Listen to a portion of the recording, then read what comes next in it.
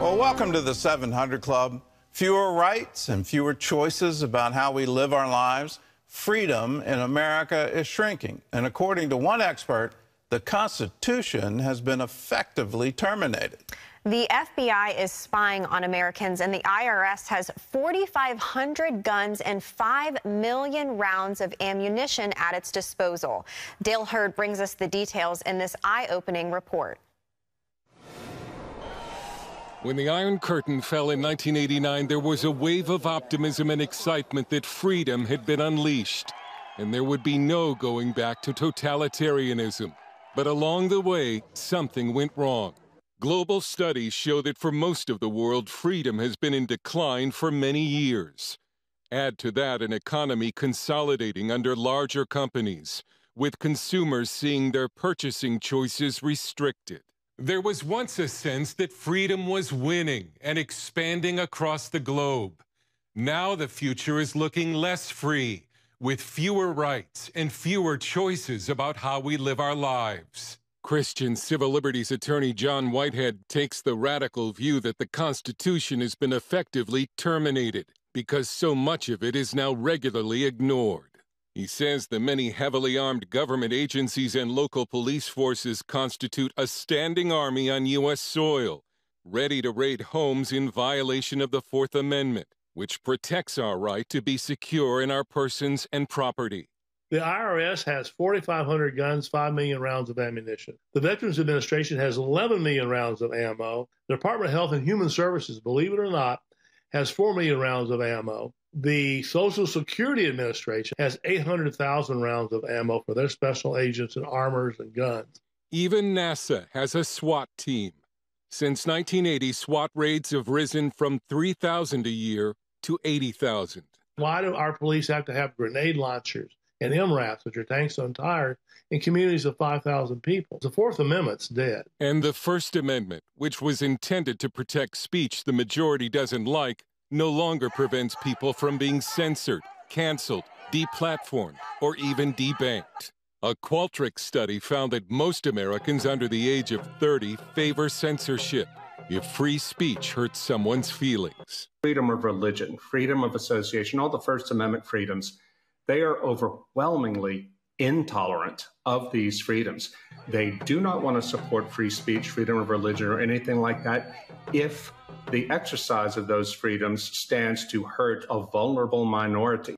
And the FBI continues to illegally spy on Americans, including politicians, another violation of the Fourth Amendment. Not only is liberty under siege, our economic choices are narrowing.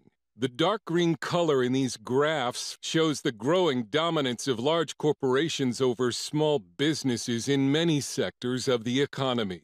Small business optimism is now at its lowest point in 10 years. Nearly 2 in 5 small businesses could not pay their rent in May. Consumers are having choices taken away from them, especially if the product they want runs on fossil fuel, mainly because of those in power supporting the belief in a man-made climate emergency. Energy analyst Dr. Marlo Lewis accuses Washington of trying to regulate the fossil fuel industry out of the economy. This has put a big damper on capital investment in oil companies, natural gas companies. It's also made it very difficult for a coal company in particular, but even for a natural gas company, to get a substantial loan from the banks. Driving energy costs up and the reliability of the nation's power grid down. A Penn State poll showed most Americans believe they've lost more personal freedoms in the past 10 years than they have gained, while another survey found that 1/3 of Americans think having a strong leader who doesn't have to bother with Congress or elections would be a good system of government. One of the forces behind the fall of the Iron Curtain and a leader of the Czech Velvet Revolution, Jaroslav Flieder, told us he never expected the free world to turn out like this, and said he's especially upset that many Americans seem okay with a loss of rights when it's used against their political enemies. People whose rights are being removed, they really do not perceive it that way. they sometimes actually think, almost see it like as a benefit, as a beneficial process, because sometimes these rights are taken from people they don't like and they applaud it. And in this situations like that, I always tell them, yeah, it might be actually pleasing now. Just wait until you are the object of this process. When your rights are violated and when it's going to be done to you, you won't find it as much, fun as, you're finding it now. The average American that has basically given up their rights. I mean, they're violated every way across. And unfortunately, because we don't exercise them, we're losing them. Dale Hurd, CBN News. And the problem is we don't even know how to exercise them, how to exercise your rights to be free from warrantless searches, from SWAT teams descending on your home to haul you away.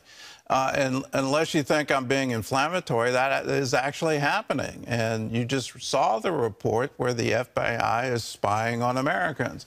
And they're doing it without a warrant, without a court being involved at all. And it's these enormous databases that the NSA is collecting on every single one of us, where they know your cell phone location, the calls, duration, emails, text, all of these things open to them, and they are actively looking at it, and we aren't saying anything.